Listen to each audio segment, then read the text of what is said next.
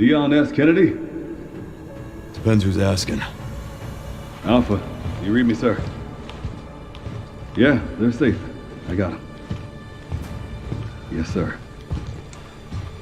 Mr. Kennedy, I have a message from Captain Redfield. By the time you finish Resident Evil 9, you've seen Leon and Grace get rescued. We've heard the name Chris Redfield, but we never see him. His crew showed up and pulled them out and vanished, but the question is, where's Chris and what is he actually running? Because when you start pulling on that thread, the entire background of RE9 opens into something Capcom has barely explained. Would have been a lot smoother if Chris hadn't been so late to the party. Where is Chris, anyway? No idea. I'm sure I'll run into him at some point. If Resident Evil 9 has shown us anything, that there seems to be a silent war between different factions in the counter-bioterrorism units between the BSAA and including Chris Redfield's faction, as well as potentially the Umbrella Corporation cleanup crew. If we look back to those post-credit soldiers, we see that their location and actions are specific enough that Capcom is clearly trying to tell us something. They're inside the Ark. The BSAA team is already dead, and one of the soldiers states that they're retrieving the objective before the Wolves arrive. The Wolves, almost certainly a reference to the Hound Wolf squad, either still in the area or known to be returning. Whatever this group took, they took it knowing Chris's crew perhaps was coming for it, and they moved fast enough to get in and eliminate the trained BSA operatives and retrieve something and extract before the HWS could intercept. The identity of this group keeps circling back to one possibility: a reformed USS, the Umbrella Security Service. Essentially Umbrella's elite Black Ops unit, distinct from the UBCS mercenaries. You could say reporting directly to the board, and officially disbanded when Umbrella fell. With this is Hunk at the head of the strike force, who supposedly makes an appearance to fight Leon. It isn't considered concrete, as it is more than possible that this could just be an elite operative, and Hunk could possibly be the guy at the very end scene after the credits rolled. It is still quite unclear. Without going off topic, Chris Redfield, it seems, was operating in the background of RE9's entire story, something that we saw in Resident Evil 7 with a later DLC known as Not a Hero. It's more than certainly that Chris and his team was briefed on different activities between counter-bioterrorist teams that were trying to claim the prize of Umbrella's possessions for themselves. To understand what is happening, we have to go back to when Chris Redfield co-founded the BSAA, the very bioterrorism security assessment alliance that he spent years as its most recognisable operative. Chris wasn't in Raccoon City when it fell, he was already in Europe hunting Umbrella down. For a long time, the BSAA was the good guys, but somewhere along the way, something had changed. By the time of the events of Resident Evil Village, Chris had already started pulling away. He'd spent 3 years hunting Mother Miranda completely off the books, without the BSAA headquarters approving any of it. You could say that he went rogue, a soldier who wanted to stop trusting the institution above him that couldn't stop him from doing the job, and everything that came to the moment that confirmed everything we all suspected. At the end of Village, one of his squad members removes the helmet of a dead BSAA soldier. Underneath it is a bioorganic weapon. The BSAA hadn't sent backup soldiers to the village, they deployed BOWs, the same kind of creatures that Umbrella Corporation spent decades trying to perfect. The organisation built to fight bioterrorism was now using bioterrorism as a workforce. Chris took one look at that and made his decision from that point. The Hound Wolf squad packed up and headed straight for the BSAA European headquarters, not to report in, but to demand these answers we wasn't shown. We never fully see what happened at that confrontation, but by the time Resident Evil 9 begins, Chris is operating entirely independently. The question is, what exactly is the BSAA doing? In RE9 they show up in Raccoon City's ruins around the Ark facility. The team that remains behind is left to secure the rest of the facility. And then in the post-credits scene we cut back inside the Ark, and there's dead BSAA soldiers on the floor. And radios calling in for status updates, and no response. Of course, someone walked into that facility after Chris's team left and wiped out every BSAA operative inside. to get something specific, something still in the arc beyond Elpis itself, something that may lead to a sequel.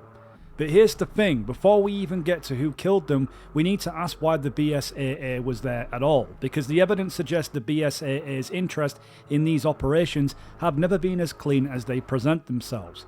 The deeper you look into this, the more it becomes certain that elements within the BSAA have been compromised for years, but by the very same web of organisations that have quietly been running bioweapon operations, perhaps since Umbrella fell. Now here's where it gets a little strange, and I don't know if it's intentional by Capcom, but those BOW soldiers in Village, the ones wearing BSAA gear with mutant faces underneath the helmets, the fans have noticed something about them, and they look a lot like Chris Redfield. Not vaguely or specifically, but the facial structure under those helmets bears a very deliberate resemblance to him. Now, the obvious reading is that Capcom was making a horrifying visual statement that the BSAA is literally using twisted versions of their own heroes as weapons. Cloning just became the most important theme connecting RE8 to RE9, and then again perhaps through the entire series going way back. As we understand, the characters known as Emily and Chloe are clones, essentially carbon copies. Grace's identity is built around the existence of clones made from her, and the Connection's entire operation revolves around replicating human beings for experimentation and exploitation, to create the ultimate human being, as Spencer tried to do. Spencer defied us and paid the price with his life. He was nothing. You are nothing but an imitation.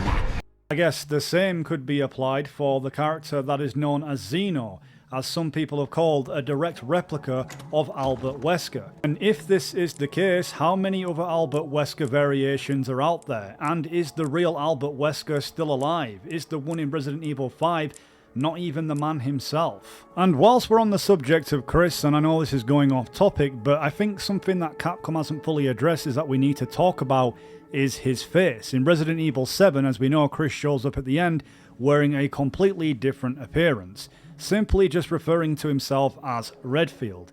It's supposedly meant to be the same character, but with a totally different face. Capcom had moved to photo scan technology, you could say real actors scanned into the game, which replaced the hand model characters or work of older entries, and the result was Chris, who looked nothing like the boulder-punching square-jawed soldier fans had followed for over a decade. And I think the reaction of the community and even myself was strong enough that by Village, Capcom of course corrected it, and RE8 Chris is built back up again and haircut closer to RE6 and far more recognisable. But why Capcom didn't use this as a lore point is beyond me. Instead of retconning an entire character model, they could have perhaps had a secret long-lost brother that Chris had.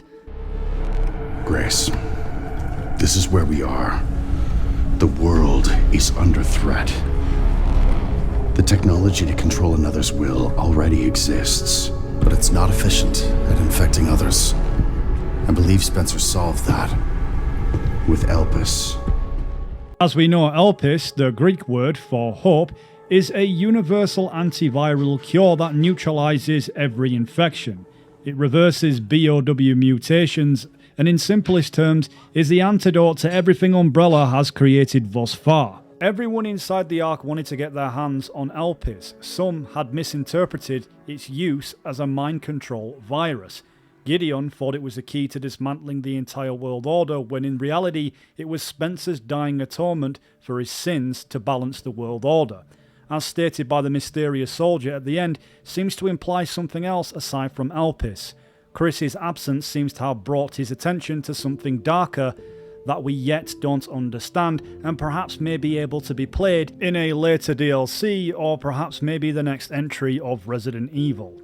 It seems like others wanted to weaponize it for their own gain, and the US government being no exception, who had Leon and Sherry's investigation shut down before it even got started, denying any involvement into the affairs. You could say everyone had an angle, everyone except Chris's crew, who was the unknown factor. It seems the organisation known as the Connections is what destroyed Umbrella after Raccoon City, had no such ideology to better the world.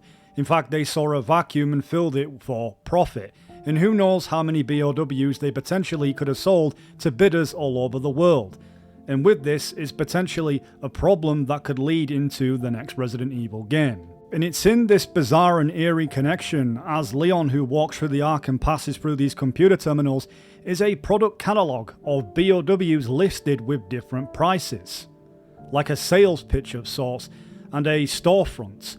And of course the Tricella logo on the crates throughout the facility tells you who was supplying the inventory, that Tricell, who inherited Umbrella's infrastructure after its collapse, who are just deep ties to the connection and to Wesker himself.